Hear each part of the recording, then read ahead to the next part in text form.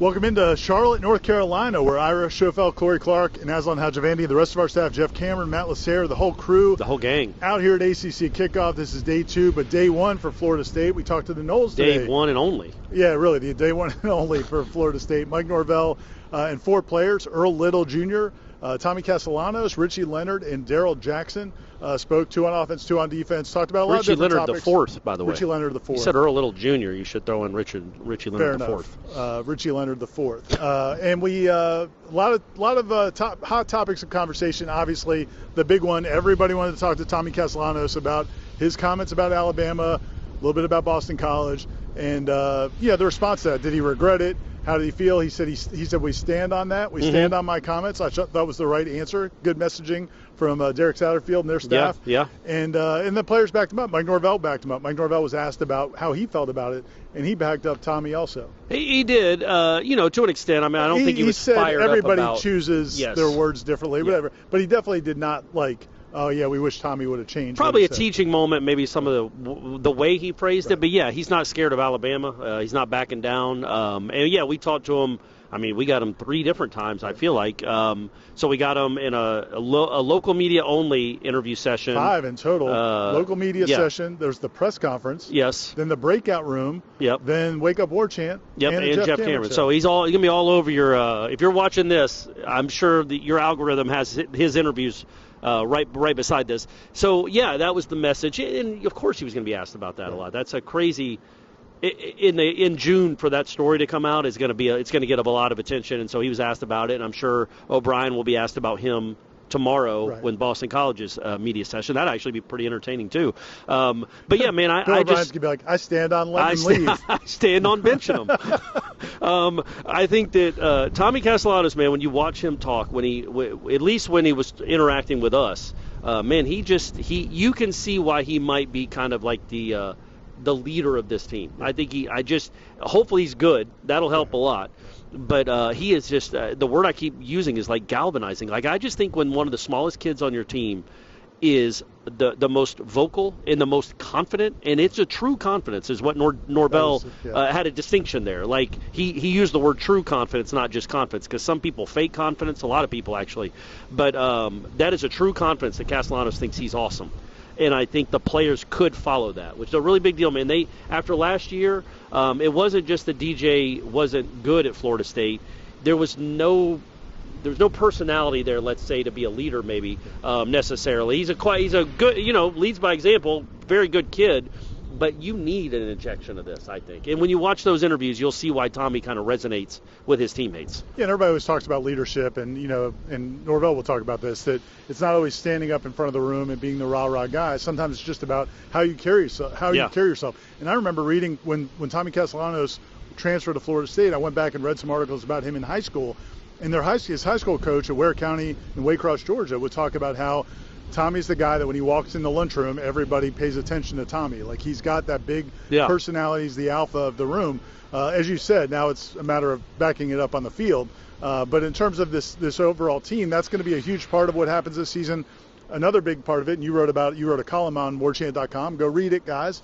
Start your free trial if you haven't started. And if you're a student, right? It's free. Period. Just get that EDU in there. But another big talking point was just how much this team seems to be together, and that could be nebulous, and it's hard to define those types of things. But he was pretty clear when he said, last year they had to go overboard trying to create that team chemistry. They created a lot of team building exercises to bring those guys together. He said, really, you don't have to do that with this team. And he thinks it's going to, really show out on the field. Yeah, I thought that was kind of the most telling part of at least that first media session spot. I liked what he said about Luke Pettibone, too. Like, that's really encouraging. Like, I know they've loved him since he got here, but, man, he was over the top in his praise, which, again, he's a center. 23 years old, that is a big deal to have a center that you trust like that. But, yeah, when he was talking about it was forced, like they had to force a lot of team building, and then he was like, there was a reason for that. It's like, yeah, man, because he knew that it wasn't coming together. And, I wrote about it in the column, like even when people, he was not here last year saying, like, guys, we got problems. Right. Guys, I don't like how this team has come together. I don't think we're going to be good. Going to be lucky to win 3 games. We're going to have to get some fumble luck against Duke. might go 3-9. Other than that, it's going to be a disaster. He wasn't saying that last year, so I get people can roll their eyes when he's talking. He's talking he's talking positively about this team. It's like, yeah, he did it last year too, but he did, to give him credit. The one worry when he was asked about worries and question marks he had about his team last year was the leadership and what happens at the moment of truth and what happens when they do lose. How do they respond? And clearly we saw not at all. So that there was some truth there. He did at least have that pulse of the team. So that should encourage people that maybe this year he has the pulse that it's going to be better than that. Yeah, you can go back specifically. I remember, and he made those comments several times, but one specifically was the day before the Georgia Tech game in Dublin when we were at the press conference over there after their last practice, and he talked about how good that practice was, how excited he was about this team, but he said he still needed to see when the lights are on, scoreboard's on, in the moment of truth, how the guys handle those moments, and clearly they didn't.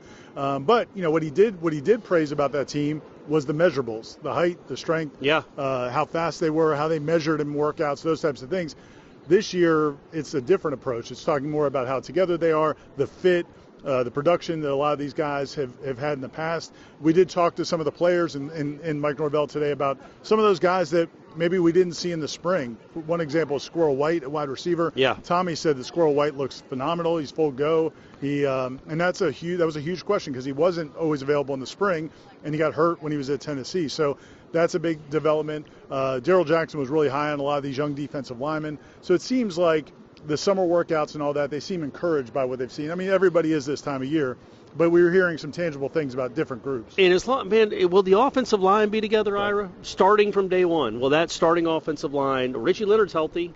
Richie Leonard the fourth, by the way, is healthy. At least he's walking around healthy. Like, as long as these guys can actually be there for 20 or 30 days, 20 practices, whatever it is, 23 practices before the Alabama. I just want some continuity there because last year they weren't coached well, they didn't play well. They also weren't ever seemingly together as a starting unit. So it'd be nice if that happened. I thought another thing that was interesting, I talked about it on Wake Up Warchant, folks. It'll be coming out a little midnight. Midnight it'll drop.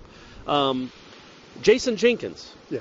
Like that, if it sounded like, and I know Norvell's a little dicey when it comes to injuries, but didn't he give the impression that he might play this year? Oh, definitely they'll play this year. I don't think there's any question about that. Maybe by the ACC season, right? It's possible. What he said specifically was they think by the middle of camp he'll be getting really good work in, which, again, that doesn't mean he'll be ready for Alabama, but maybe, you could see a scenario where maybe a few weeks into the season. Because one of my biggest worries about this team, other than kicker and punter, we don't even talk about that, but is that the depth on the defensive line, proven depth, there isn't a lot of it. Guys are going to have to take big leaps and be asked to do things they haven't done. But this guy is a college football defensive lineman. He's done it. He hasn't put up great numbers, but he played at Tennessee. He played. Yeah. He's a defensive end. You need defense. You need ends. Like 6'5", 270. He is a mature, grown man, and you need all that you can get, even for depth purposes. And I think that's a big deal because I just written him off. I thought he's not playing in 2025. That's not very smart on you. That's on me. That's on me, guys. That's on me. But I'd written him off, and so the fact that he could be a part of the rotation at the very least, I think that's a big deal, man. I know we're kind of in the weeds talking about maybe potentially a backup defensive end here on July 24th or whatever it is, but I think that defense, we talk about Malzahn and the offense, but that defense is going to be is a huge question mark too. There's not a lot of proven guys on that side of the ball. I mean, proven in that they haven't done it at Florida State. Right. Is it Shaheem? Yeah. Shaheem and Daryl Jackson? That about it for guys that have done anything here? The other thing about the defense, we talked a lot to Earl Little and Daryl Jackson and Norvell as well about Tony White, what he brings to the defense.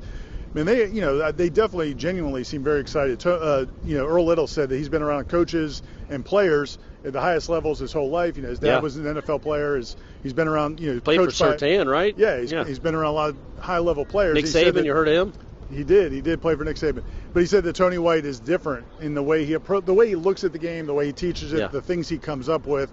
Daryl Jackson talked about that. Daryl Jackson said he's told him he wants to go play the 9. He wants to go play outside and rush to get after the quarterback. Okay. But the idea is, I don't know if that's ever going to happen, but the idea is they do seem to be excited about what Tony White brings scheme-wise. Yeah, and Aslan brought up a good point. Again, going back to Wake Up Warchant, so many times Adam Fuller would talk about... We're not just going to sit here and promote Wake Up Warchant. But you're right. The Smash is either Sunday or Monday at some point.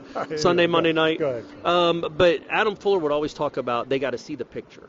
The picture's got to make sense. It doesn't seem like these guys are having to put together a reel of film in their heads instantaneously to figure out where they're supposed to be. It looks like, why that movie? I don't know. Out of all movies, to be a classic. It is a classic. There's a lot of classics out there. That's crazy. I don't even. So anyway, so it seems like, and it's not like it's a simple. Prince's Honor. It's not there. Prince's Honor. Good grief, man. Ordinary people. It seems like it's not a simple defense by any stretch, but they seem to simplify it enough where guys know what their role is. At least according to we'll see what it looks like, but according to them, it seems like they know what their role is and they can play fast. Last year, all year they were confused. All year they were confused. They weren't good either, but they also seemed confused. Yeah. No, the idea of they talked about all spring, getting after the quarterback, playing fast, being physical. That's more important necessarily than the big picture. Right. Seeing the picture. Yeah. Last big takeaway I have, I guess, is some of the media. One of the big storylines among the media today was that Mike Norvell was very excited in the initial press conference, and I went back and watched some of it because I would think I was writing or editing one of your stories at that point. But yeah, man, he was in preaching. Like preacher Mike? It was almost like the introductory Did press he get conference. asked a challenging question and then turned into that guy? I don't think so, no. I Way think back in like the 2021 days? As he started talking about the team and talking about the workouts and how much he liked the team, it was like, man, he just kind of went on a roll. Good. You sat down with him, you did a one-on-one interview with Wake Up Warchant. Here we go again. Any takeaway, any thoughts about what you feel like the way he carried himself, the way he's acting, coming off a 2-10, going into the season? You feel like he's just trying to project a strong face, or do you think that's legit? Like, what's your vibe? What's your Corey Clark vibe coming out of Mike? No, I think he's. I don't want to say. I guess I can't say quietly now because you just said he was fire and brimstone. But I got the impression, other than that moment that I have not seen. But guys, it's all on our channel, right? Go watch it. I think he's confident, but he's been kind of quietly confident because he knows he can't sit here and tell us how good this team's going to be. He can't tell us his left tackle could be an All-American or somebody else might be the best player in the country. We don't need any of that. Nobody wants to hear that. They don't believe it anyway. But I feel like the way he talks about this team in general, really kind of starting with the quarterback, quite honestly, but the way he talks about this team in general, he is confident that they are going to be good. To me anyway. Not maybe, but they're not going to be great. He probably thinks they will be. I guess you gotta have hope in this business, right? You do. You gotta have hope. But I do think that he is definitely confident about, and he's coming from a pretty good place, man, in the sense that it can't be worse.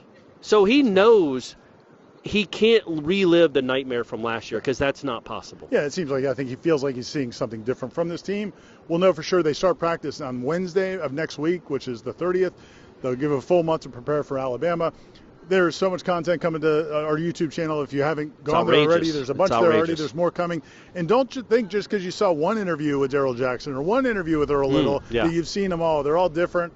When you guys talk to these guys for Wake Up Warchant, they're different. When Jeff talks to them, they're different. And then the group settings are all over the place. And be patient with some of the group setting videos because we don't control who's asking questions or what they ask about. But go check them out. There's tons of content. And savor it. You got a week till practice starts. Bunch of nerds. These two guys calling other people nerds. Warchant.com. Stay with us. Practice starts next week. Signing off here from Charlotte for Jeff, Aslan, Matt, and Corey. I'm Ira Schoffel.